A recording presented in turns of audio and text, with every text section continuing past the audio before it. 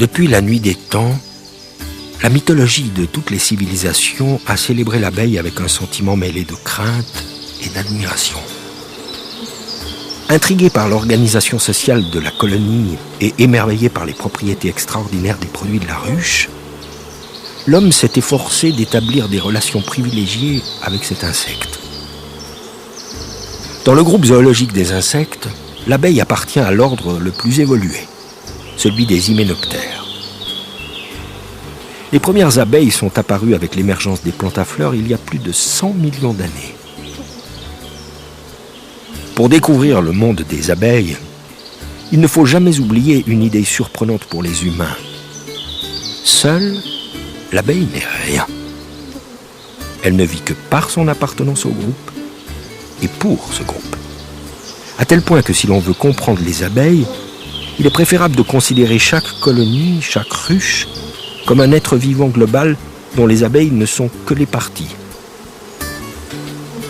Découvrir une colonie d'abeilles en plein travail, c'est entrer de plein pied dans un monde extraordinaire. Une sorte de super cerveau dirigé par une reine qui organise la vie de cette société en sécrétant une substance appelée phéromone.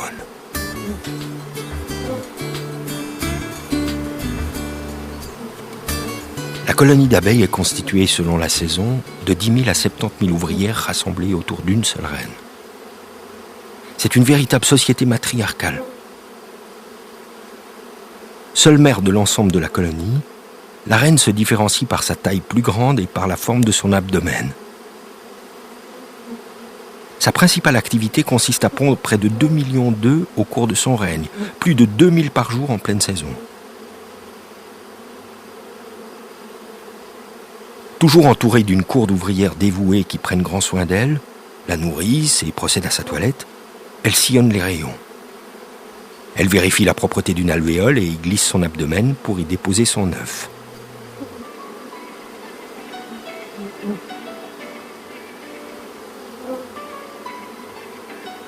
Les ouvrières sont aussi des femelles. Leur nombre varie selon les saisons. Au cours de leur existence, elles participent toutes à tour de rôle, selon leur âge, aux tâches indispensables au bon fonctionnement de la colonie. Dès leur naissance, 21 jours après la ponte de l'œuf, et durant 5 à 6 jours, elles sont des femmes de ménage, et elles nettoient les cellules. Puis elles se transforment en nourrices, elles alimentent chaque larve d'une nourriture personnalisée. 10 jours après leur naissance, les glandes ciliaires se développent. L'ouvrière rejoint la cohorte chargée de bâtir les rayons. Cette tâche ardue nécessite une main-d'œuvre importante. La construction d'une seule cellule représente 6 heures de travail. Vers le 15e jour, les ouvrières participent au nettoyage des débris, cire, pollen, larves mortes, qu'elles expulsent hors de la ruche. Elles réceptionnent également le nectar et le pollen apportés par les butineuses. Travaillés, malaxés, ils sont stockés dans les rayons où ils peuvent se conserver longtemps. Durant une grande partie de leur existence, les ouvrières ventilent et participent à la climatisation de la ruche. En été, lorsque la chaleur dépasse les 35 degrés, les abeilles agitent leurs ailes à l'entrée de la ruche pour repousser l'air chaud. En hiver, lorsque la température baisse, les abeilles s'agrippent les unes aux autres afin de former une grappe pour se réchauffer. Entre le 15e et le 20e jour, les ouvrières deviennent gardiennes. Elles surveillent l'entrée de la ruche. Elles ne laissent pénétrer que les butineuses de la maison qui ont le bon code olfactif. Durant la dernière partie de son existence, l'ouvrière devient butineuse. Découvrant son environnement, elle prélève eau, nectar, pollen et propolis pour nourrir et entretenir la colonie.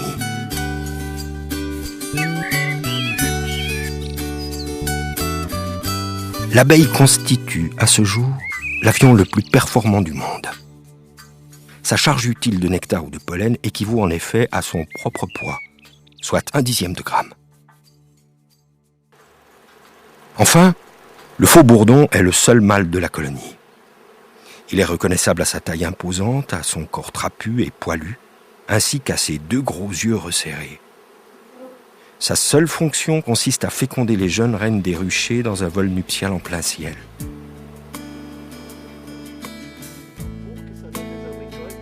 Il y a quelques années, Pierre-André est devenu par curiosité et par passion un berger des abeilles. S'informant et accompagnant son ami Alphonse, apiculteur depuis plus de 40 ans, il a installé un petit rucher d'une 30aine de colonies à Ravoire, en Valais. Bénéficiant des précieux conseils de son ami, il soigne et suit ses avettes tout au long de l'année.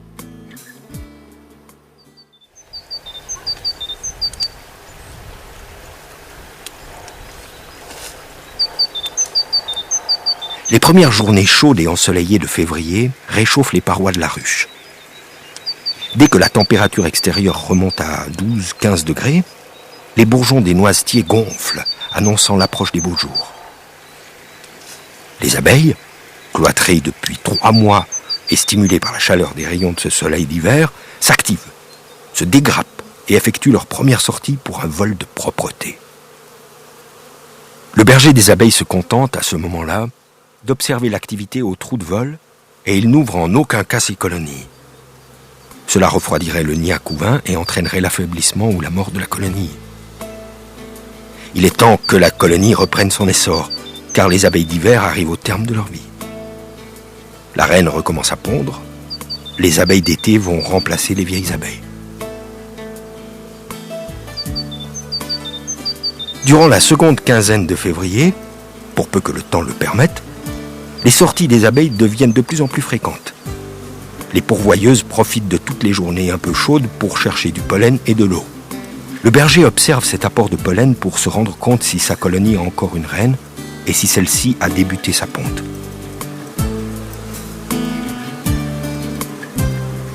La visite de printemps représente une étape essentielle de l'activité apicole. Selon les conditions météorologiques, cette visite se déroule plus ou moins tôt. Dans tous les cas, la température extérieure doit toutefois dépasser 15 degrés.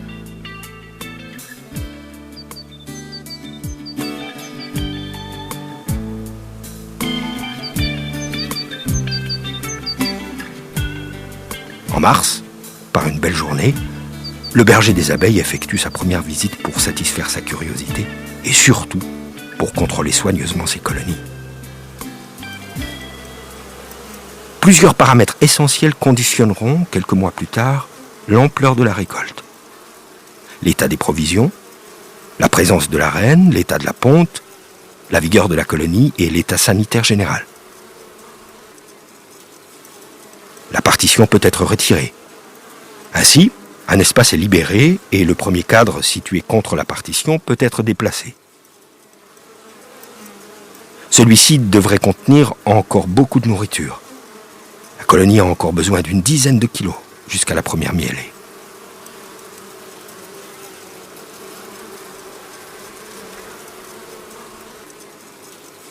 Le berger des abeilles se concentre ensuite sur la ponte. La qualité de celle-ci déterminera, à elle seule, la réussite de la colonie. Si la ponte, dénommée couvain, apparaît resserrée, operculée de façon régulière, larves et œufs déposés côte à côte dans chaque alvéole, c'est parfait. Pour le berger des abeilles, c'est aussi un moment de curiosité et de satisfaction intense, car il constate la présence de la reine introduite en automne et la vigueur de celle-ci. Comme elle a été marquée, elle se distingue aisément.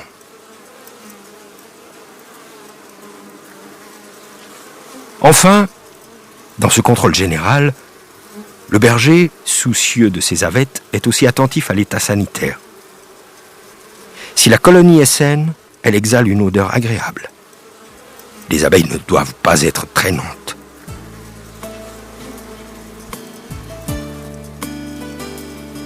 Ces observations effectuées, le berger des abeilles replace les cadres et la partition à leur emplacement initial.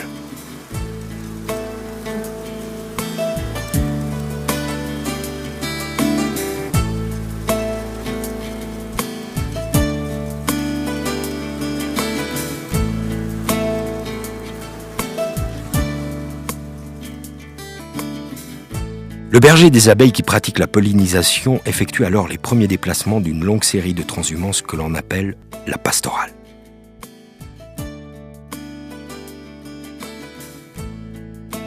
Il y a quelques précautions à prendre avant le départ. Le berger des abeilles attache ses ruches avec une cordelette pour éviter toute ouverture pendant le transport. C'est un gros travail physique qui commence à l'aube ou le soir, lorsque les abeilles sont rentrées.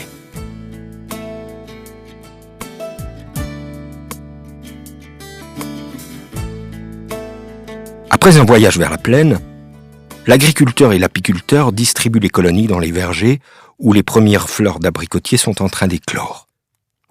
Il est important de coordonner ce moment, car les fleurs ne sont fertiles que pendant quelques jours. 3 ou 4 colonies par hectare assurent une pollinisation optimale, une abeille butineuse pouvant visiter plus de 5000 fleurs par jour. Avec de bonnes conditions climatiques, la pollinisation par les abeilles peut amener une qualité et une quantité supérieure de fruits à l'arboriculteur.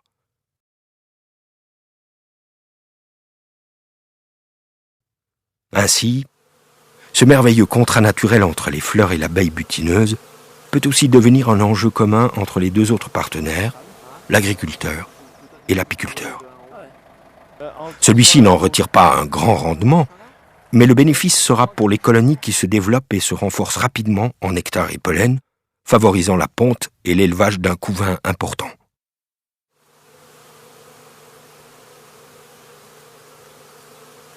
Durant cette pollinisation qui dure plusieurs semaines, il est donc primordial que le berger des abeilles suive et visite ses colonies 3 ou 4 fois.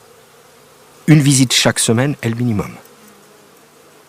Tout d'abord, si la colonie est forte et qu'elle couvre le couvain, l'apiculteur crée de la place pour la ponte de la reine en rajoutant une cire gaufrée à l'extrémité du nid à couvain.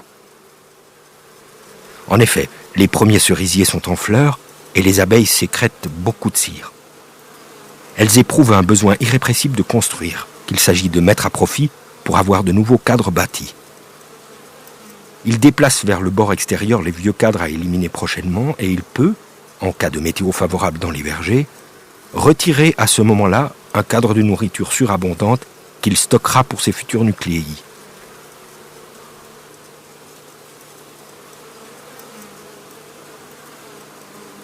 Pendant cette période décisive, le berger des abeilles doit bien observer la force et la vigueur de ses colonies et les rééquilibrer. Il est facile, à ce moment-là, de subtiliser un cadre de couvain avec ou sans abeilles, mais sans la reine, bien sûr, à une colonie très forte, afin de prévenir l'essaimage plus tard. Ce cadre est alors introduit dans une colonie plus faible. Toutes ces opérations essentielles permettront à la colonie de se développer rapidement. En fait, avec les hausses importantes de température à la fin avril et une ruche bien conduite, la reine augmente progressivement sa ponte de 1000 à 2000 œufs par jour.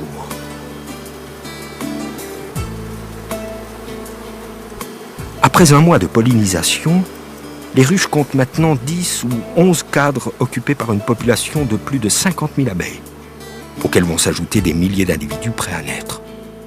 Le berger des abeilles surveille attentivement ces ruches, car l'essaimage peut alors commencer.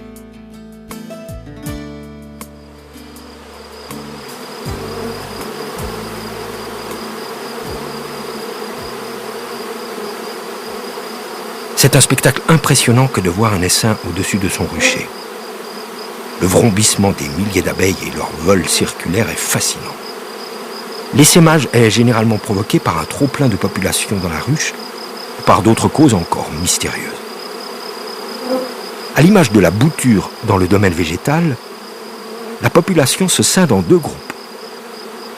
Le premier, attentionné autour de la jeune reine à peine éclose ou sur le point de naître, demeure dans la ruche initiale. Le second, rassemblé autour de la vieille reine, prend son envol, se pose à proximité du rucher, avant de rejoindre une nouvelle demeure, parfois fort éloignée et découverte par des éclaireuses. Un essaim pèse entre 2 et 4 kilos et représente donc 20 000 à 30 000 abeilles, ouvrières et mâles, qui émigrent avec la reine. Gorgées de miel, lourdes, ces abeilles, durant plusieurs heures, ne piquent plus.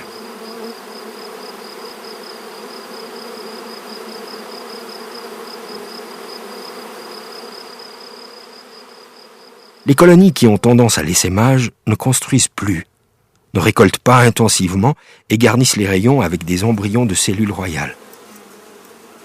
Le berger des abeilles doit visiter ces colonies pour détecter avec certitude celles qui se préparent à l'essaimage.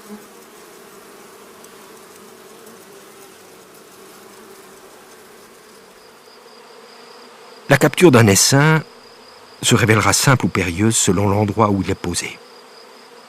S'il est suspendu à une branche basse, l'apiculteur place juste en dessous un porte-essaim. Il secoue la branche de manière à ce que les abeilles tombent dans la caisse. Dès que la reine se sera faufilée à l'intérieur, elles battront le rappel et s'installeront paisiblement. Certaines voleront jusqu'à l'entrée, mais la plupart formeront une procession amusante, empressées de rejoindre la reine. 1 heure plus tard, il suffira alors au berger des abeilles de récupérer sa caisse et de la déposer à la cave, ce qui donne ombre et fraîcheur pour faire tomber la fièvre de l'essaimage.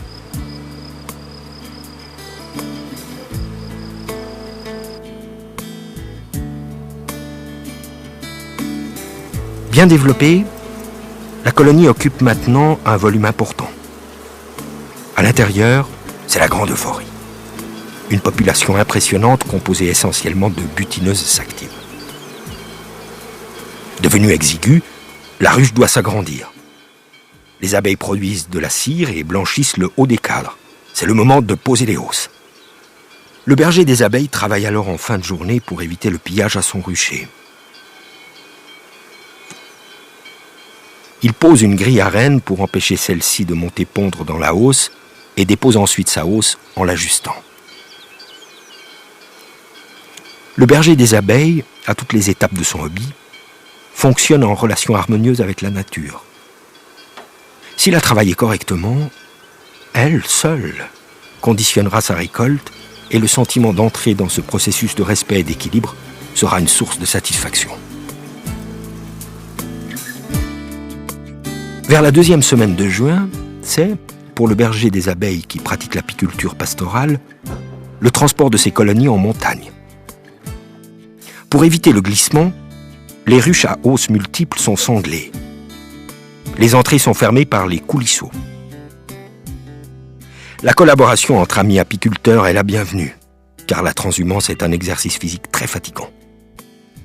Le chargement et le déplacement se font tôt le matin, avant le lever du soleil, pour atteindre l'emplacement avec la lumière du jour.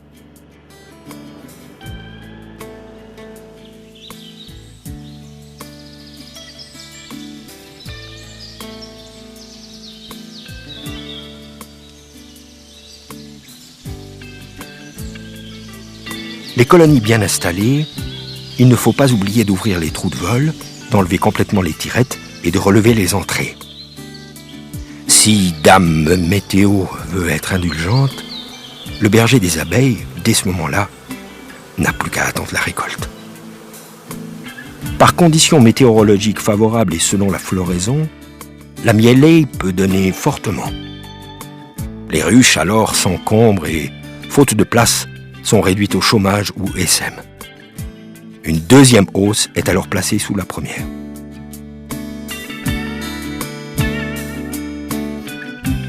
Fort réputés, les miels de montagne sont élaborés à partir d'une flore très variée. Clairs, ils sont doux et parfumés. Plus colorés, leur arôme se révèle plus corsé.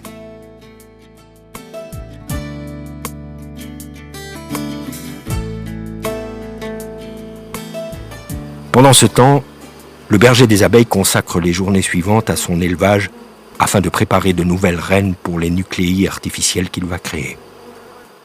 C'est un long travail, précis et minutieux. Il s'adresse au moniteur éleveur de sa région qui le conseillera, l'orientera et l'aidera dans cette opération délicate. Tout d'abord, il sélectionne une ruche éleveuse. Celle-ci doit avoir une population nombreuse et contenir beaucoup de jeunes abeilles nourricières, une réserve de pollen et de miel abondante. Dans celle-ci sera placée, plus tard, la barrette porte-cellule. La reine de la colonie éleveuse est écartée. Le berger des abeilles choisi, dans une colonie sélectionnée pour ses qualités généalogiques ou comportementales, un cadre bien garni de larves pour pratiquer le prélèvement. Le cadre est débarrassé de ses abeilles par un brossage délicat. Grâce au picking, l'apiculteur prélève dans les cellules d'abeilles ouvrières des larves âgées de 24 heures au maximum. Il les dépose dans des cupules en plastique. Le geste est délicat et précis. Enfin, l'apiculteur introduit son porte-cupule dans la ruche éleveuse.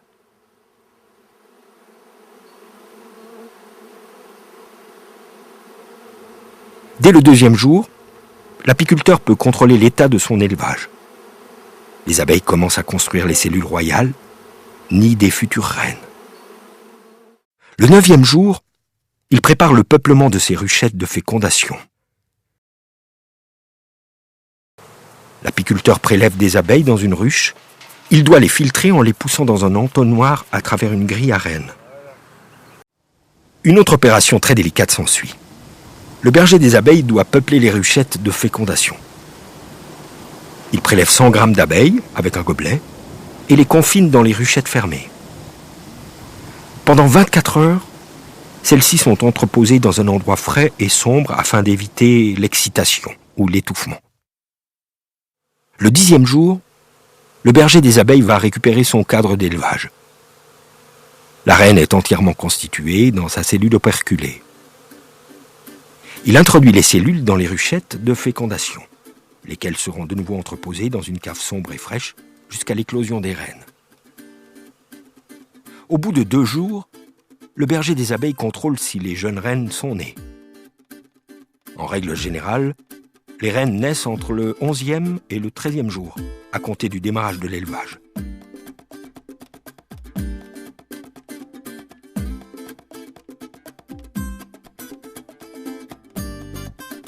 Le berger des abeilles peut ensuite monter dans une station de fécondation B. Dans cette station, le berger dépose ses ruchettes dans la nature, au milieu de centaines d'autres provenant de toute la Suisse romande. Le premier contrôle est effectué seulement 2 à 3 semaines plus tard. Si l'accouplement a réussi, la spermathèque de la reine contient environ 5 millions de spermatozoïdes provenant de 8 à 12 mâles.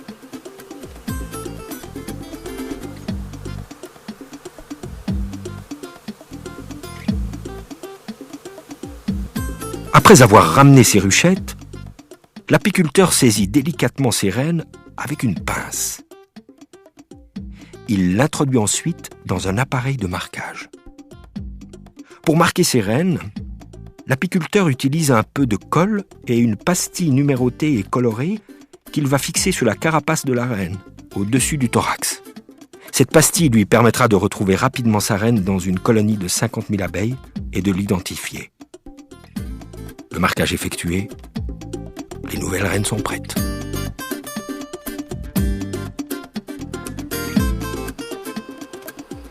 Pour le berger des abeilles, la récolte représente la récompense du travail effectué depuis le mois d'août de l'année passée. Vers la mi-été, à la fin juillet ou au plus tard début août, la population diminue peu à peu. Lorsque les butineuses n'arrivent plus à découvrir des ressources nouvelles, elles commencent à déclencher l'expulsion des faux bourdons. Cette observation sera pour le berger des abeilles le signe incontestable de la fin de la miellée.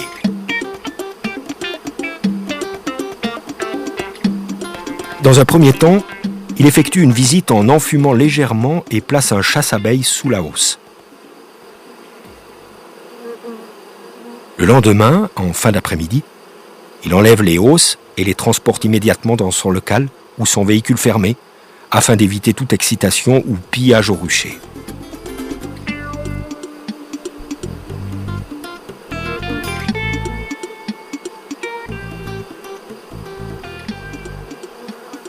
Ensuite, l'apiculteur enlève le chasse-abeilles et la grille à reines. Il remet en place le couvre-cadre et le chapiteau.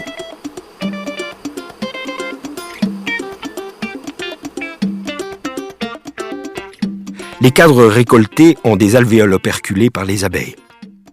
En effet, elles ont travaillé, séché et ventilé pour évacuer l'excès d'humidité contenu dans le miel. Cette opération terminée, elles ont fabriqué un petit couvercle de cire pour fermer l'alvéole. Les 3/4 ou la totalité des cadres operculés sont l'indice d'un miel mûr. Les cadres, arrivés à la miellerie, doivent maintenant être désoperculés. Il existe plusieurs moyens pour cette opération. Le couteau, la fourchette ou encore la brosse électrique.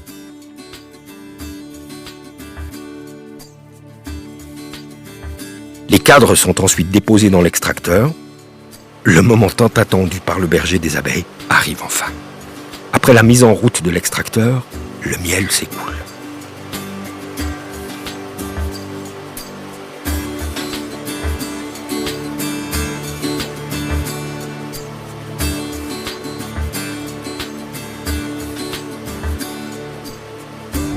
Le miel est filtré à travers 2 tamis, un grossier et un plus fin.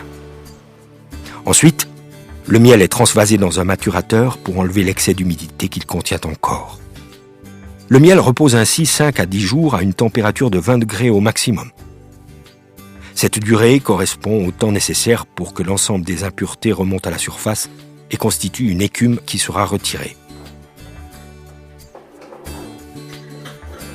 Le berger des abeilles satisfait peut alors conditionner son miel en le mettant en pot. Durant toutes ces opérations, l'apiculteur doit avoir conscience qu'il manipule un produit alimentaire. L'hygiène, la propreté, le soin au matériel doivent être les maîtres mots de ces opérations. Il doit respecter les normes et la législation en vigueur. L'étiquetage de ces boîtes, notamment, doit comporter les informations nécessaires. Le miel peut ensuite être stocké dans un endroit sec, à l'abri de la lumière où la température constante ne doit pas dépasser 20 degrés.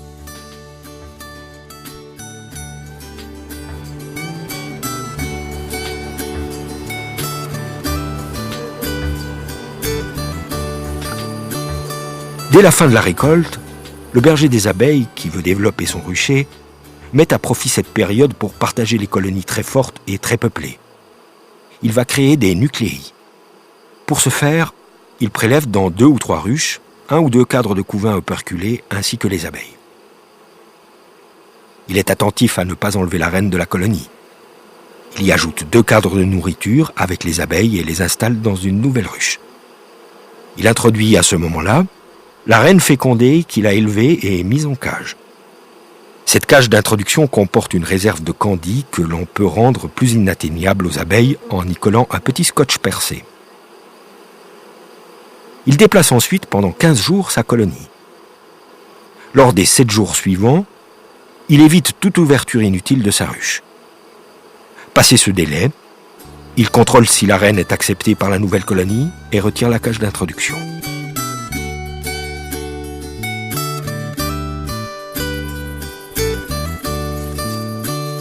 Pour le berger des abeilles commence alors le dernier contrôle d'automne. Il vérifie la présence de la reine, son âge, sa vigueur, la quantité de couvain, la quantité de nourriture, la santé des abeilles et la chute naturelle de varroa.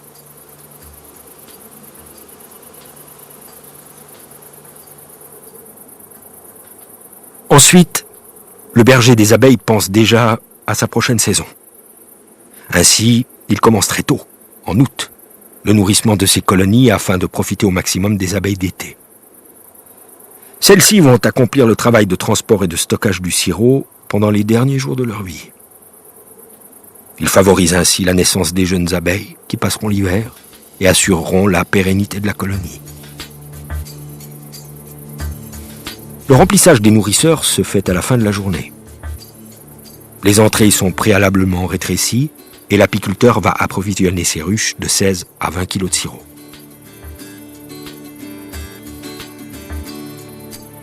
« 5 à 7 jours plus tard, l'apiculteur fait le premier traitement contre la varroise, soit à base d'acide formique ou d'un autre produit homologué. Il peut se renseigner auprès de son conseiller apicole ou de son inspecteur. Durant le traitement, il contrôle et compte régulièrement les varroas tombés dans le fond aménagé. Cet acarien brun ressemble à un crabe microscopique. Il mesure 1 mm, parasite l'abeille, perfore les membranes souples de l'abdomen. Très prolifique, la femelle se reproduit sur les larves d'abeilles dans le couvain operculé. Si l'apiculteur n'intervient pas, le cycle infernal de reproduction des varroas s'accélère et conduit la plus belle des colonies à la mort.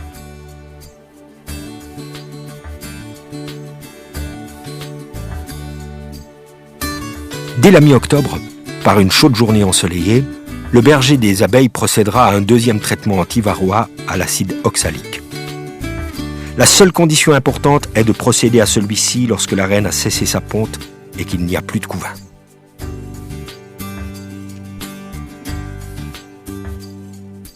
Après cette visite, les ruches sont fermées hermétiquement par le haut.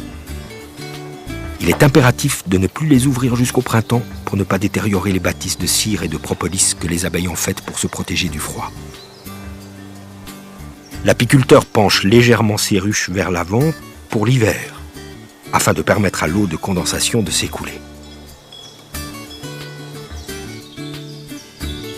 L'hiver est la période de repos, sinon pour l'apiculteur, du moins pour ses abeilles.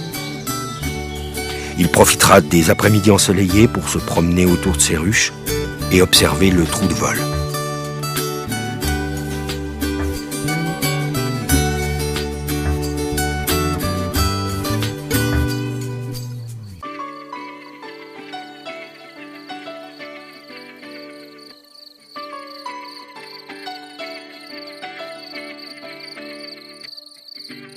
Si les abeilles devaient disparaître, l'humanité n'aurait plus que quelques années de survie. Ces propos, prêtés à Einstein, témoignent parfaitement du rôle essentiel que joue l'abeille dans l'équilibre du monde vivant. Si l'abeille est régulièrement utilisée comme symbole de la nature et de la vie, ce n'est pas par hasard.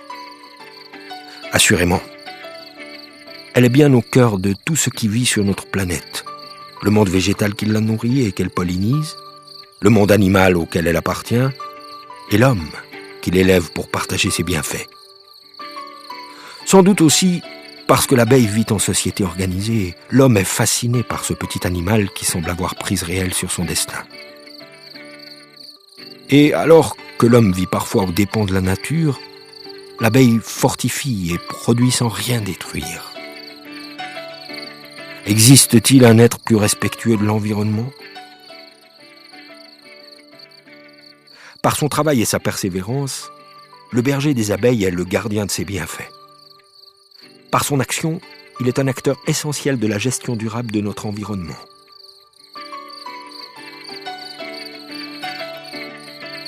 Les abeilles n'ont pas vraiment besoin de nous, mais nous avons terriblement besoin d'elles.